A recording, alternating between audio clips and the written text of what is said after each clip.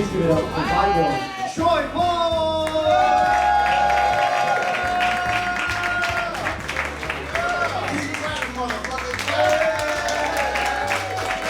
Shoot like Freau. When I get to California, I want you to give it a real authentic Bay Area experience. So what you got here, our broker car windows, y'all. Yeah, so welcome to the very first black-owned comedy club in the history of the Bay Area, motherfucker.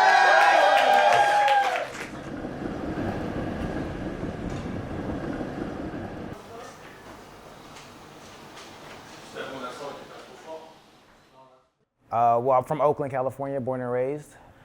Lived in the hood, so you saw a lot of funny characters, a lot of funny people in general. Well, I was doing stand-up full time, been doing stand-up for about 20 years. It's been good. I've been touring, did some cool shows, opened up for Dave Chappelle about 7 times. Did some shows with Hannibal Buress. I've traveled all around the world. Yeah, just stand-up has just been my life. So before this club, it was just the same stuff, comedy every day. Comedy in San Francisco is very tough because you can't say shit, right? Because everybody gets so offended. No what? No what? Don't work. What don't work? What don't work, white woman? Tell me. Tell me what don't work at my goddamn comedy club. Tell me. Tell me. Go ahead. There's been a lot of times where I've got kicked off of shows, or owners say, hey, we can't have this guy back because he's kind of ratchet, or his comedy is this or that. Black comedians have long faced censorship and restrictions on their material. As comedy became a form of self-expression for black performers, white audiences often struggled to accept their performances and the social progress they represented. Throughout the mid to late 1900s, many comedy clubs in the US had an unspoken rule, only allowing one black comedian to perform at each club per night. In the late 70s, Richard Pryor, one of the most influential comedians of all time, quit his own TV show due to censorship over his show's controversial subject matter. I don't know, it's like, I guess it goes into white homes. They're worried about that a lot. Dave Chappelle, an icon of the 2000s, has also faced the same censorship Pryor dealt with in the 70s. In 2006, he walked away from a $50 million deal due to a lack of creative control over his own show. When I quit the show, all my friends would say, well, fuck them, Dave. Why don't you just do Chappelle's show at another network? Yeah. And why doesn't a slave run from one plantation to another plantation? Because the master over there might be nicer. Despite black comedians' major contributions to US comedy, black ownership in the industry is still rare, even in areas considered liberal.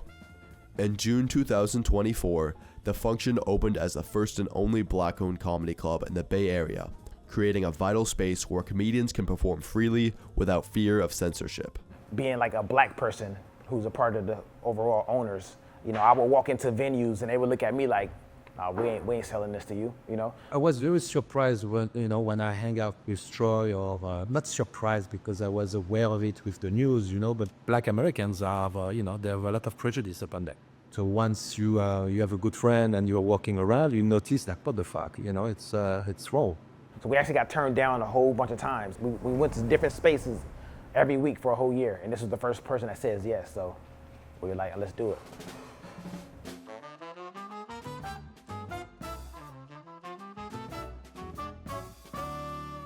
So the reason why I opened up this club is because I said I want comedians to have a space where they can actually do whatever they want to do. It's supposed to be the non-PC comedy club. So that's my goal. I want this to be known as a place where comedians can come and feel like it's a safe space for them to say whatever they want to say and not have to worry about being policed by, these overly progressive white women.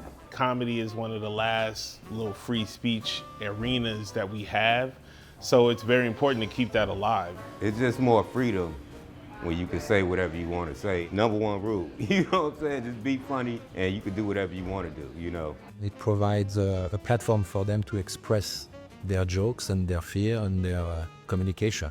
Thank you. All comedy clubs have a good vibe, people are funny, it's laughing, it's alcohol, but when I come here, I feel safe. It's like a warm hug. It's the best, hands down. It's black owned. It's a vibe. It's like when you come here, it's like you're going to somebody's living room.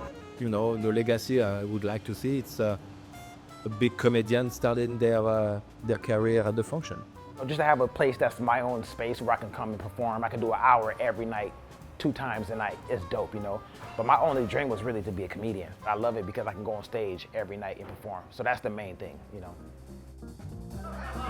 San Francisco, California, you are the first black-owned comedy club in the history of the Bay Area. Make some noise.